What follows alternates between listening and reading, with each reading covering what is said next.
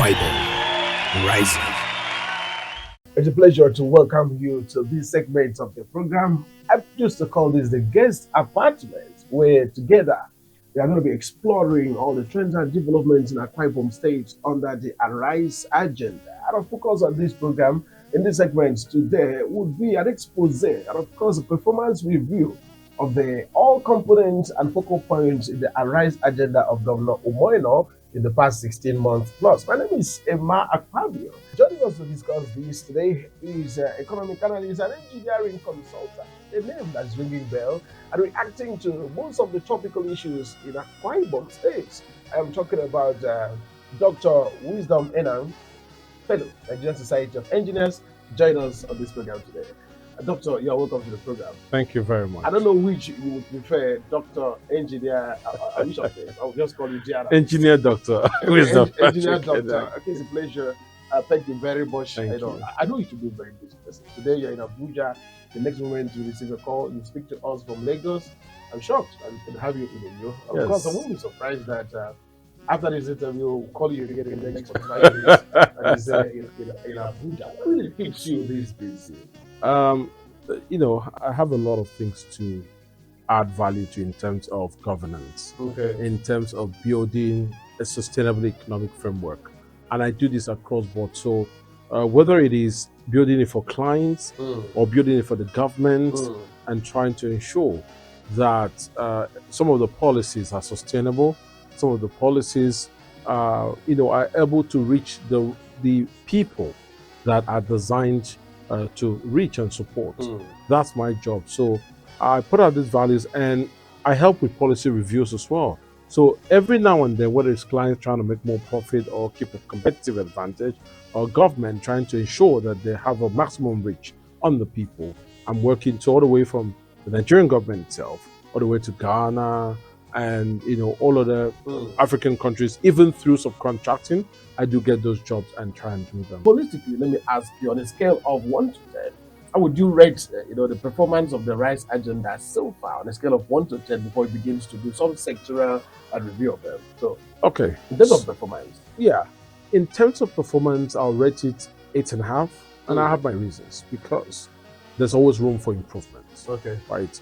There's always room to reflect on lessons learned, and why I've rated 8.5. Right, and I'm talking about why I remained the other 1.5. 1.5. Right, it's because there's room for improvement. The 8 is because you need to understand the the function, the operative function that you use to judge an administration. Okay. One is your administrative stewardship. Right, your administrative stewardship looks at how have you been able to balance some of those. For example, you have your capex investment, your capital investments, you have your operational investments.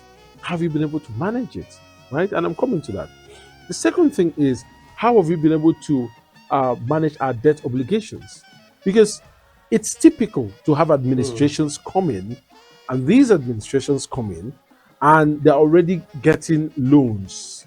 Yeah. And then you have an administration that is able to advance governance and hasn't had a recourse to loan till today.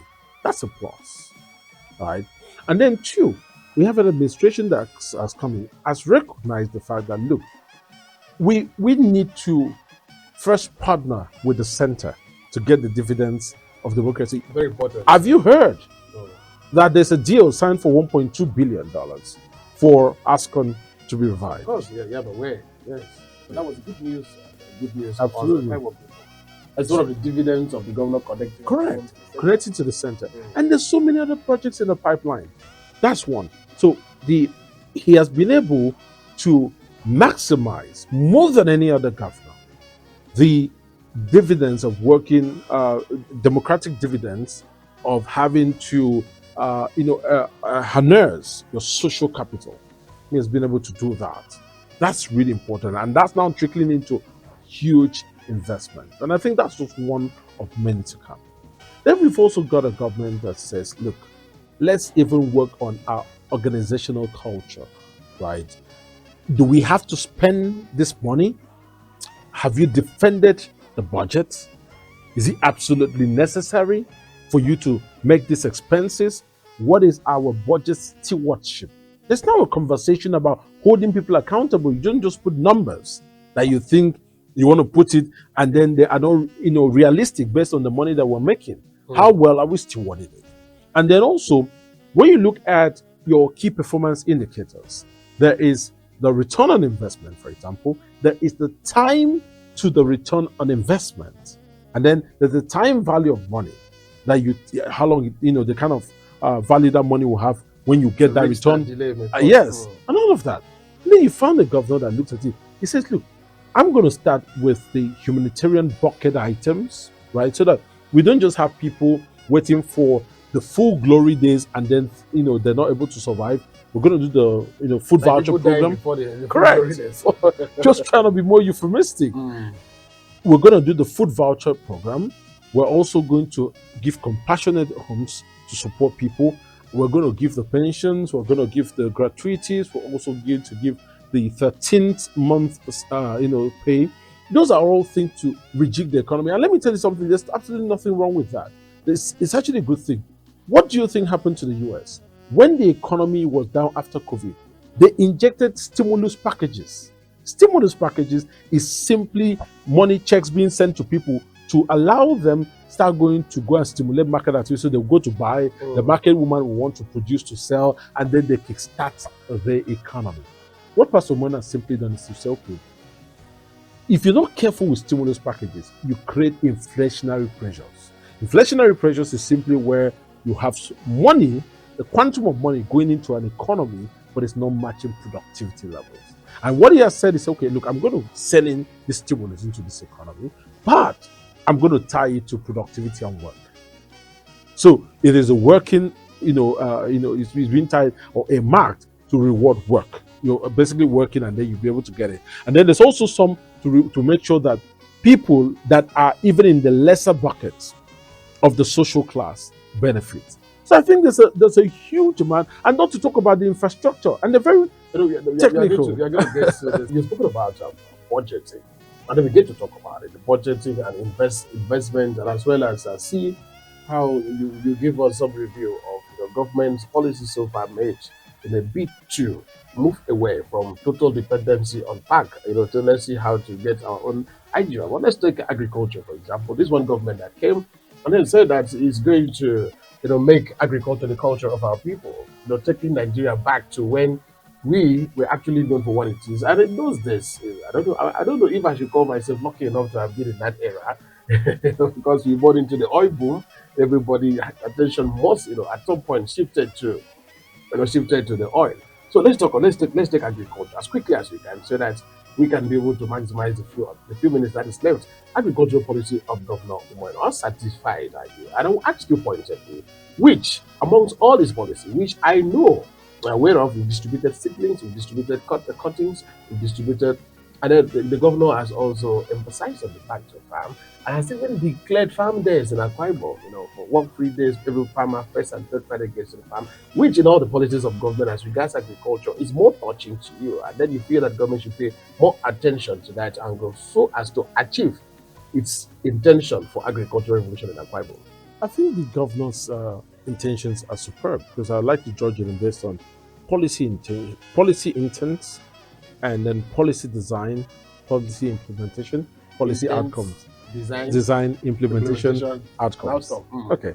So the policy design, intent is fantastic. We know that we're headed to a point where we're going to go beyond just self-subsistence farming and getting to a point where we actually have enough to send out to other areas of the country. So that's good. Now, the policy design, the RISE agenda is quite very rich. I just pray that God allows all the factors to come to play. Achievable? I think 4, 8 years? I think it's achievable. And the reason I think it's achievable is that insofar as I look at the achievable nature of it, or part of it, I also have to look at the sustainability part of it. And it's more important to be sustainable. Achieve as little as you can, but let that be sustainable and something that can be built upon. Okay. So I think it is very achievable. Because think about it, I called my senior brother and I said, "Bro, you said today is our farm day and we're working in the farm." So I think... Expecting him to the office? Yeah, I was expecting this. And the thing is... But farm is also an office. now in Ibom State. Yeah. But I think he's doing something. The psychological change in mindset is really important, because back then people used to think farming was for the poor. But now we now have a rhetoric where it's like everyone. So there's this tapping into people's what we call social Darwinism, where you tap into people's mindset and you make what was normally the stereotype on it, make it pretty normal, and that's good. And people want to even pride themselves in doing farming. Right now, you see a lot of people take selfies in the farm, and people put their harvest to the side. And the design very superb. Very excellent, very excellent.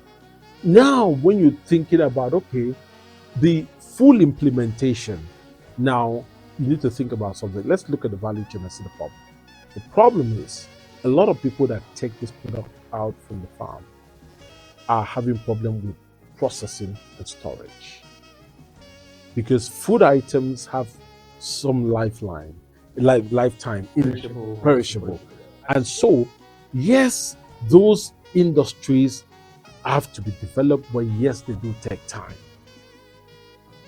Secondly, we still have to be able to engineer agriculture in a way that maximizes output, leveraging on some of those latest innovations. And we know that we've sent people out to Songhai farms. Yes, and we're yet modeling it right there. Correct. We're yet to fully implement it across the various local government. I'm talking about what will now translate the intent, the design, to a very scalable, large output. And then we now have the outcome. When you now start looking at the outcome, you also need to understand that it is important to set up those farms in clusters. When you set up those farms in clusters, it allows you to have easy access. Want to create a road to the various farming clusters. It allows the farmers to be able to get out their input, get their inputs in and get their outputs out quite easily. So it helps with harvesting and of course planting. It also means that you need to set up like a cooperative society to support. Look at being the face behind the support mechanism for the various farmers. And it also gives them a very strong union group. Because sometimes, even when you talk about export-oriented market, we have some people, I've had cases where some people from Asia come in and they go all the way to the village and try to undercut the village farmer and price them. Meanwhile, they would have gotten a better price if they have representation. These are all things. So when you're talking about, is it achievable? I'm telling you, yes, based on the stewardship is perfect. But going forward, these are some of the imperatives that we require to further build on that and make that very scalable and sustainable. I wouldn't want us to really go one of them, because this one government that came in and said it changed, it merged the rural development to agriculture. But would you really agree with the governor's decisions to merge rural development with the Ministry of Agriculture? It is now like agriculture is like what we said earlier, that agriculture was looked at as things for the poor, and then we consider people in the rural area as being not so well to do, in quotes. So, don't you think that the governor merging rural development with the Ministry of Agriculture, that the governor is trying to tell people that look, agriculture is not for the urban area? No. Agriculture is for the urban area. But look at what New Zealand is doing. New Zealand has a very significant export of milk, dairy products, and different products to the US, for example. But what have they done differently? They have created farming clusters in the rural areas, right? Because again, think about it.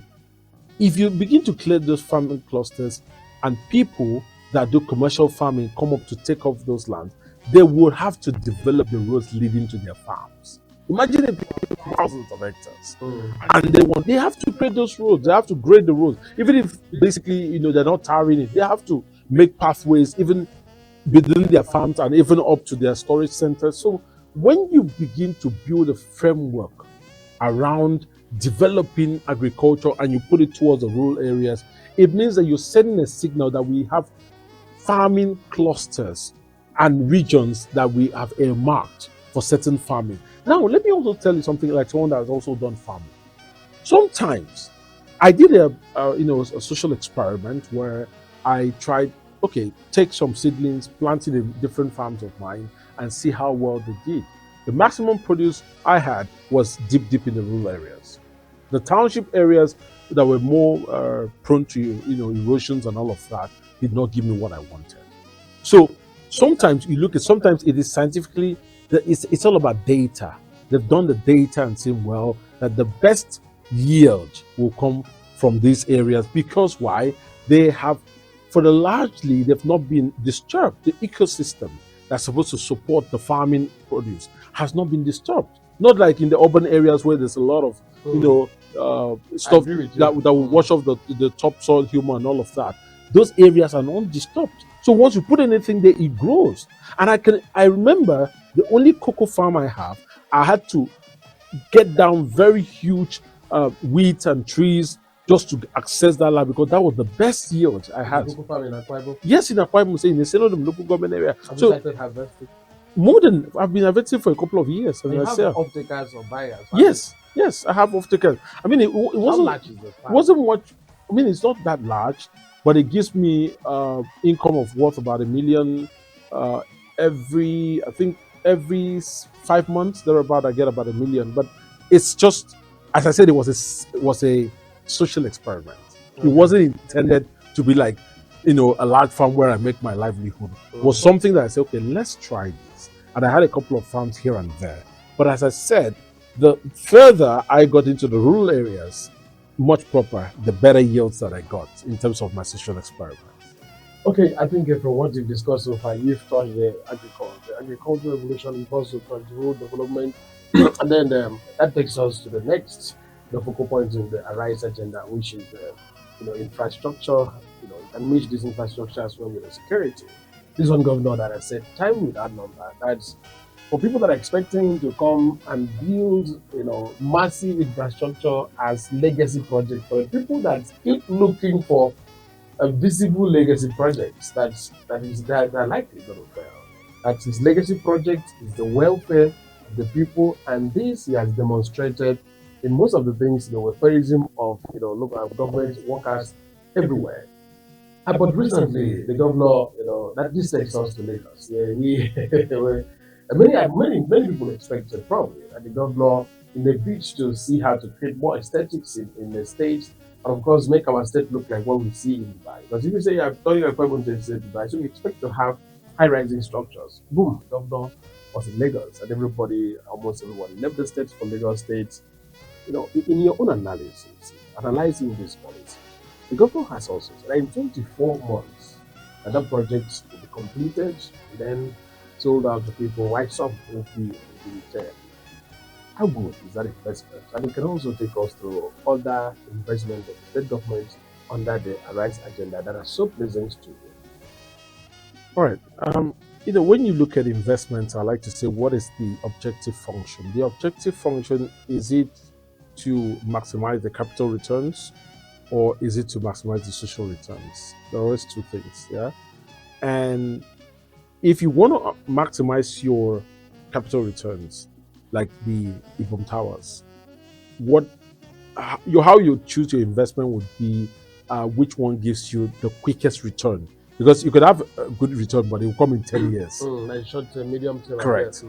Now, where I place that is maximizing capital returns in a very short term period. Okay? And the reason is very simple. Now, let's put it this way. Let me say something. It's not all the time that a state government sanctions a project. That means that it is coming from the state's money. Let me tell people what the government is meant to do. The government is meant to pitch a unique value proposition to investors. When they pitch that unique value proposition, they get that, let's say, I like to say the executive support. They give the executive support to that project, right? In other countries, projects like that, for even in Nigeria, the NLNG project, the government pitched the idea, the government were able to give legislative backing to support the idea. And so investors came in and said, look, we are going to fund this. Right? So let's look at what, I would like to say Dr. Umo Eno has done. Absolutely. Is he's pitched the idea. He said, look, we've got this place. and it was not producing anything. It's a very biodiesel is a very choice area. That's coincidentally I worked there for yes.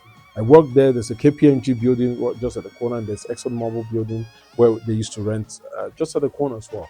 Then we're going to pitch this project. So basically, the market opportunity, he has accessed it and looked at it. That look, it's a choice area, right? Two, said okay, we are going to look at putting these projects together within 24 months. So that's looking at a very short return on investment. And more so, if you have that project, I can tell you the counterpart funding that will come from external people, they might even offer to fund more than 60%. They might even offer. And even when you start, if you're selling some of the sections off, when you start, a lot of those people that are buying will pay cash down. So sometimes you might not even recourse to the state's money to buy. And I can tell you, if you go to various airports, Lagos airport, you have some of these people that are selling you high-rise buildings, telling you come and buy into those flats. People pay cash down. Some of the flats are already sold out. So it's like looking at saying we have this land, we also have the executive support by way of social capital, exchange between Akwa Ibom State and Lagos State government. Now we're pitching a unique value proposition, but the funding aspect hasn't been disclosed. But however, I can tell you that most of those projects in those choice areas, even before you say the word go, there are funders already because the opportunity is unique and speaks for itself. Even before you finish, you would have done your full recovery on that investment. So based on that point, we're not going to look at it like saying, you should have done this in Eket, for example. People say, well, we have a high rise in Ikodekwane, we have a high rise here in Uyo. Why not get a high rise in Eket? Okay. And here, but would one really think of that? That we have the 4 points? No, distributing high rise buildings. No, I've heard of this, and I'm going to say something.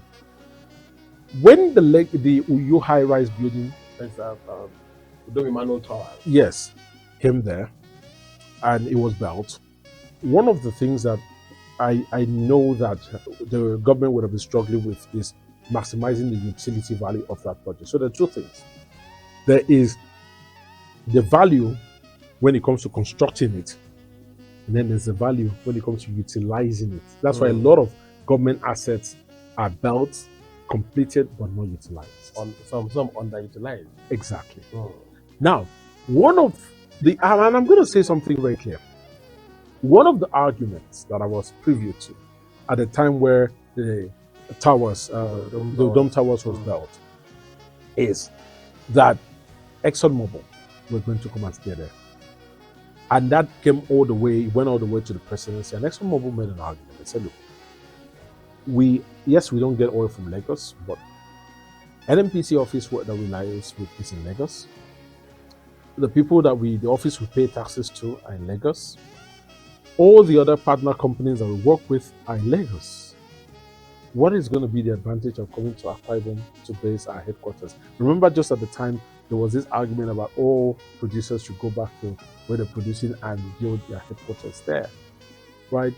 And I'm saying that even when that conversation, even before the divestment plans of these companies started, we're struggling with getting them to occupy some of those buildings, right? Because they had a different philosophy. You have one philosophy and they have a different, and you can't force them as long as they're paying their taxes.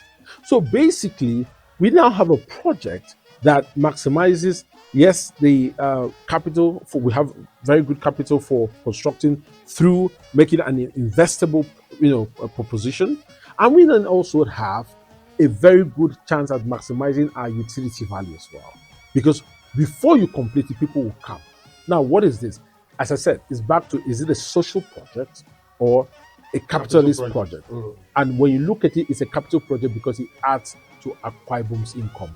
More so, it also allows us to begin what I would say as a first step towards a symbiotic journey of many possibilities between Akwa Ibom and Lagos. And that takes us to another investment, still investment, we're talking investment now, combining it with infrastructure in the state.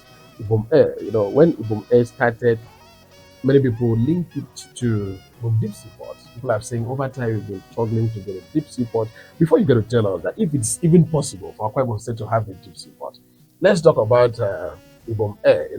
The previous administration came on a mantra, of opening Akwa Ibom State, three gateways: the air, the land, the sea. And successfully, I would say, you open up the air, making people to come to Akwa Ibom State through Ibom Air. So I want you to now combine, put side by side. Ibom Deep Seaport is a twin question now. Do Akwa Ibomites, is there any possibility of the state having deep seaport? If yes, when? From all your analysis, when do you see? What do you think? And what are those bottlenecks that you think may actually come in between our hindrances to the actualization of that project? And then you get to talk about it from air. Many are saying that this is not a project for the common Akwa Ibomites. And so far, government says, and the state governor came up and said that the last seat, 2 CRB 900, is not financed by any financial institution. The state government bought this with the money. And others are saying, why now that we are hungry? And what do you say? I laugh. because let me say something. Projects of that nature, just take it from that standpoint. Projects of those natures are not financed impulsively just by the current budget, for example, right? They would have been planned for and spread over time.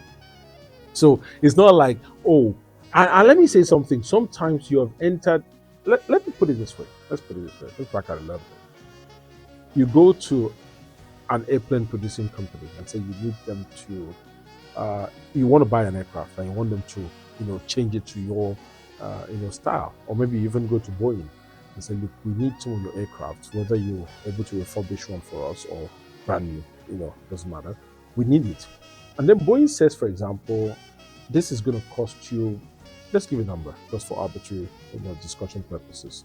It's going to cost you, say, maybe $20 million, for example, the latest ones we have. But they have all these avionics and different technology. You're like, no, I don't need that. I need a very simple one just to fly a route in Akwa Ibom. I don't want something that will fly. I don't want it to fly like AI, flights and do all that funny, funky stuff. I just need a normal aircraft. You know what they'll tell you? They'll tell you, look, the ones we have are currently the higher upgrades. And those are the expensive ones. But we can source for it and get you, or we can actually get those older models retrofitted for you because you don't have any needs for those expensive electronics. And then you go ahead and say, go ahead and do it. You give them a payment guarantee and then you put some deposit down. And then they go ahead and produce and give you, say, okay, look, it will take us maybe the next 4 years to deliver. We're going to deliver the first 4 now, maybe in a year's time, another few in a number of years. You have signed a contract that commences that chain reaction that they've gone into production. And sometimes you put a guarantee, foreign-backed guarantee on it. If you default just simply because the economy has got horrible and you default, no one is going to listen to that. These are not projects you default because people have got into the production process. So it's not something that you think, okay, it's not like Gary, you go to the market, it's okay, now that things are hard, let's change our mind. It doesn't work that way. These are strategic investment projects for the states. Very importantly that people know about. Now, you ask, can we get a deep seaport? Yes, we can. What were the things militating?